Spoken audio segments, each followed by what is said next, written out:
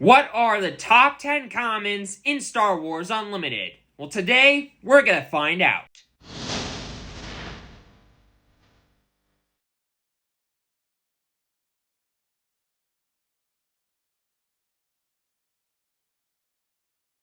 Hello and welcome to the table, and today I am starting a new little kind of mini-series. Where the top kind of like more budget kind of cards in Star Wars Unlimited. I'm doing commons now, I'm gonna do uncommons later. So yeah, super looking forward to it, and let's get right into things. Starting off with number 10, Phoenix Squadron A-Wing.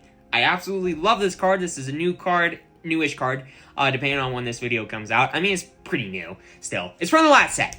It's from Jump to Lightspeed, a 2-resource, 3/2, in space. It's a good card, because there aren't a lot of really good, like, 2-cost aggressive space units that just, like, have the power, like, don't have raid or indirect damage or something like that, and Phoenix Squadron A-Wing provides that. So it's a really good card.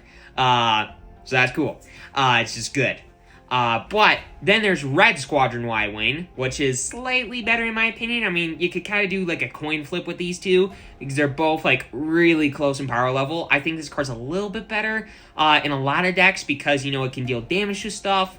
It's like enemy units, and then maybe you could, depending on what base you have, like maybe if you have a Tarkin town, you can use it. So yeah, let's talk about Red Squadron Y-Wing before I continue talking about that stuff. It's a 2-resource 1/3 in space, which isn't great. It's also from Jump to Lightspeed, but notably, it has a really powerful on-attack of saying, hey, let's deal 3 indirect damage to the player, so you get to choose where 3 damage goes. Does it go all to the base? Does it go to some of their units? Is it a little mix of both? Who knows?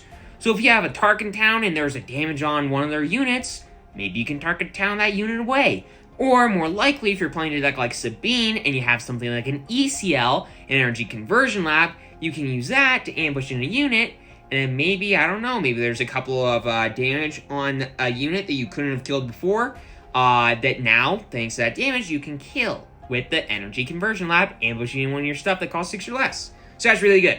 Red Squadron Y-Wing, all around really good card. I think it's a little bit better because of that, like extra usage. It can be both really offensive, deal more damage to the opponent than the common space unit, because it can deal up to 4 if the opponent has no units out.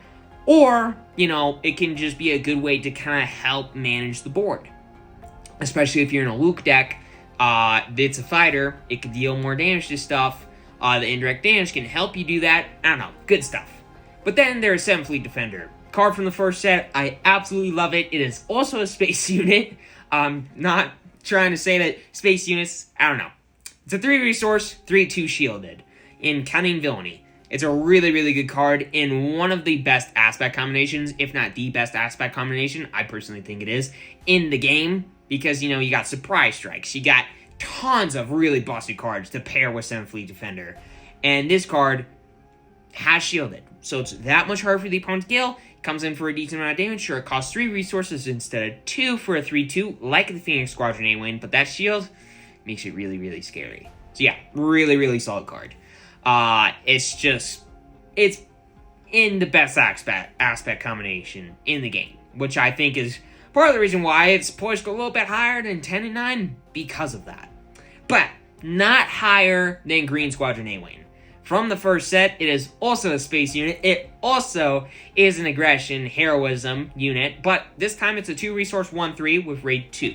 Now, why is this better than the Phoenix Squadron A-Wing? Because that's a 3/2. It always has 3 power. But this has 3 health. Now, notably, like I said with the Phoenix Squadron A-Wing, there aren't a lot of cards in space on the first turn of the game that are attacking for 3 damage.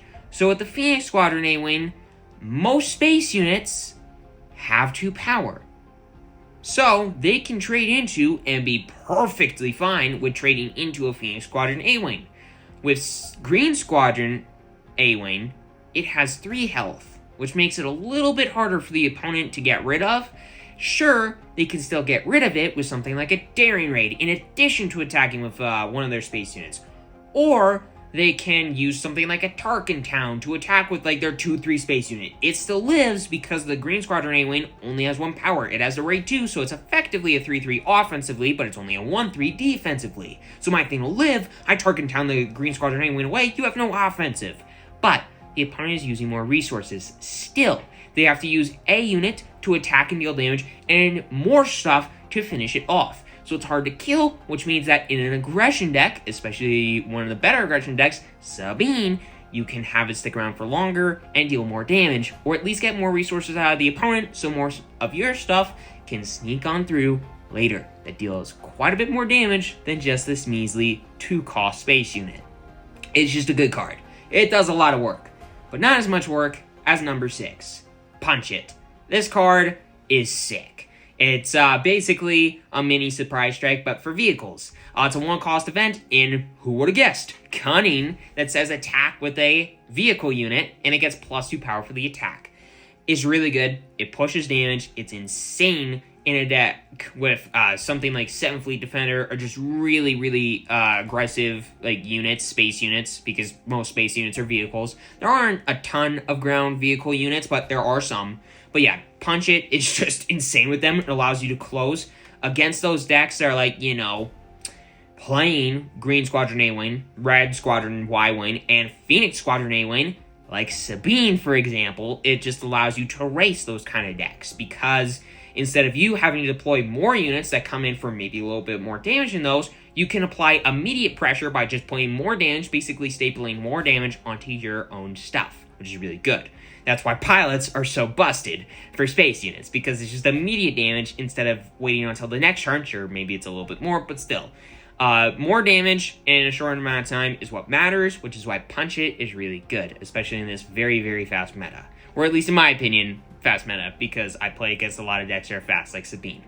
But then there's Fleet Lieutenant. Cracking into the top 5, I got Fleet Lieutenant. For all the reasons I said Punch It is good, this card is good, but better. Because 1, Punch It, sure, it costs 1 resource to basically staple an additional 2 damage onto a thing, but this does the exact same thing and more.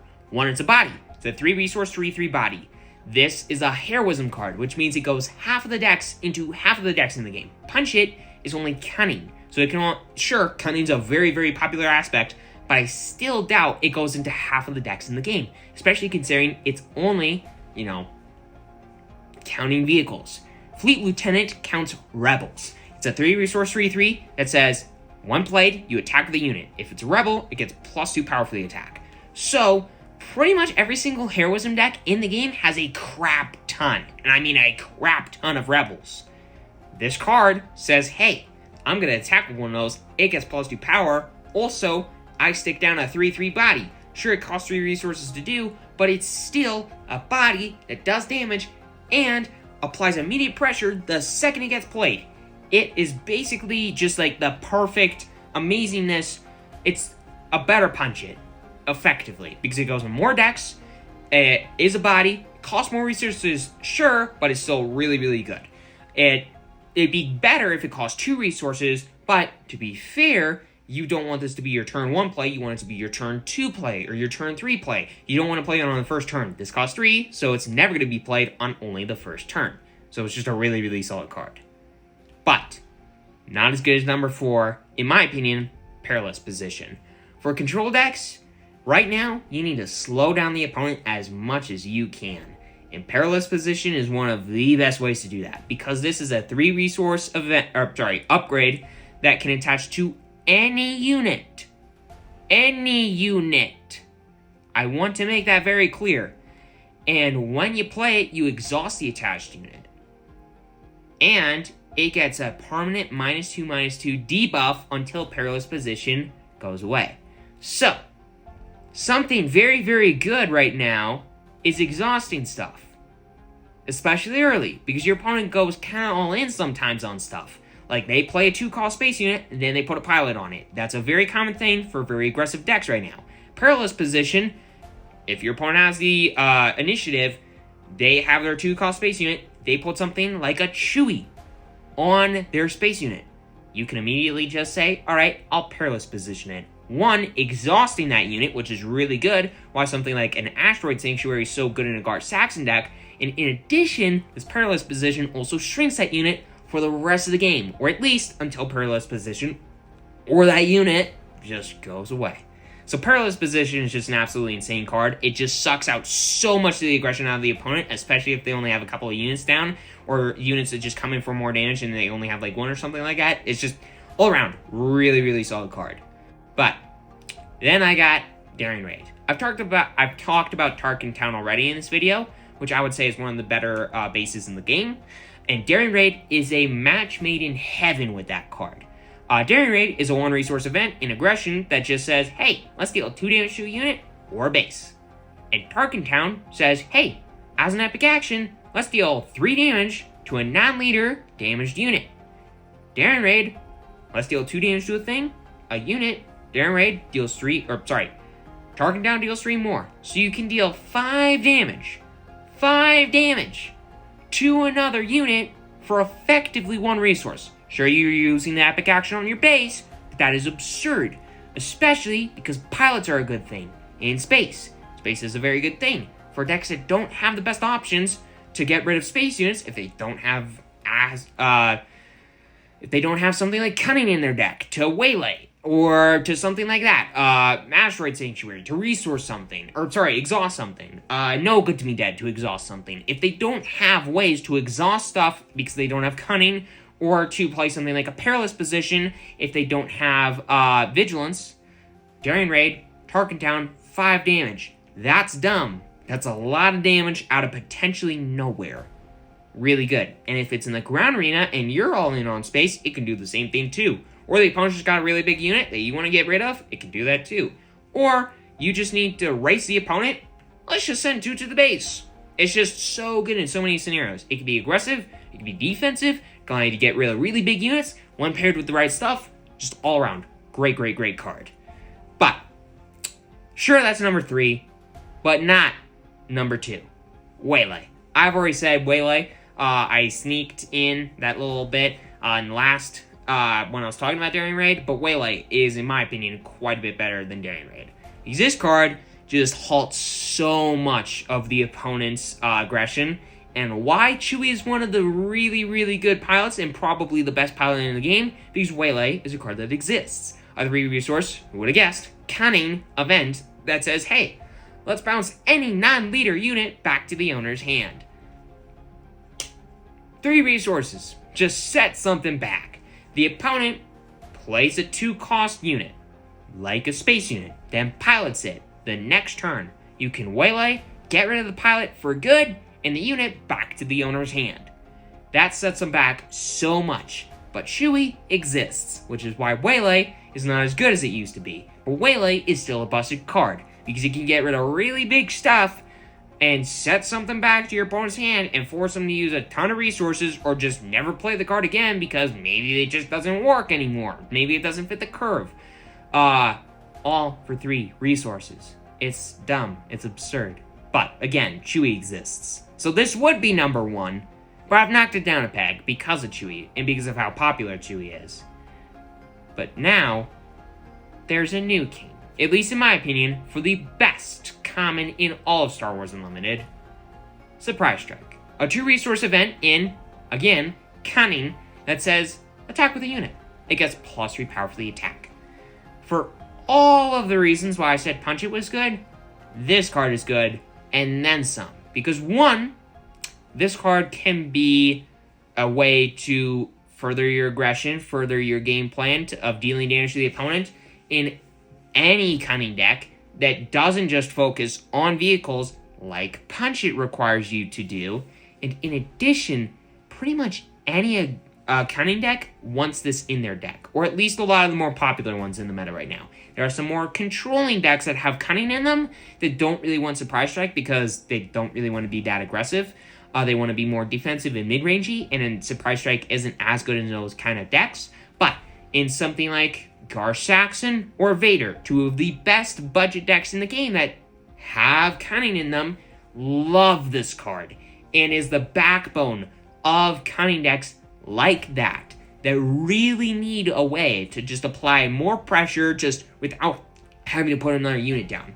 That's why Fleet Lieutenant isn't that much higher, because sure, it deals basically 2 damage when it comes down, but it is still it's not applying that much pressure. It's only 2 damage one time. That's why pilots are so good, because they apply more onto something, and it's forever, because it's an upgrade. Until the thing dies, or is bounced back to the hand by something like a Waylay, or if it's a Chewie, then it just sticks around until the thing dies.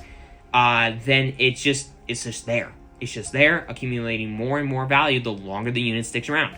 Fleet Lieutenant, it's a one-time thing. And sure, it's 2 damage. 2 damage is 2 damage. But it takes up all your turn to do 2 more damage if it's turn 2. And sure, it's a 3/3 body, but for 3 resources, that's not insane body. It's good, but it's not great. But with Surprise Strike, it costs 2 resources, so it can be played more efficiently later in the more mid portions of the game. You can more easily play multiples of these in a turn, whereas with Fleet Lieutenant, you have to wait a little bit longer to do that. And with Surprise Strike, it's 3 damage out of nowhere. Additional damage onto the base that the opponent has to calculate for, or onto a unit that the opponent has to calculate for. Whereas with Fleet Lieutenant, it's not as much. And you can't, basically, Fleet Lieutenant, Fleet Lieutenant, Fleet Lieutenant. You can't spam it as much as Surprise Strike can. And with Surprise Strike, I mean, sure, Fleet Lieutenant is really good, but Surprise Strike is just so much better at its job. And that's why Surprise Strike is the best common in the game, and why, in my opinion, these are the top 10 commons in all of Star Wars Unlimited. So with all that aside, hope that you enjoyed this video. Leave a comment down below telling me your top 10 commons that you have, or a common that I did not mention that I should have mentioned. And hey, maybe leave some recommendations for future top 10 Star Wars Unlimited cards for the future. Should I go legendaries and rares in addition to the uncommons? Should I go top 10 cards under $1?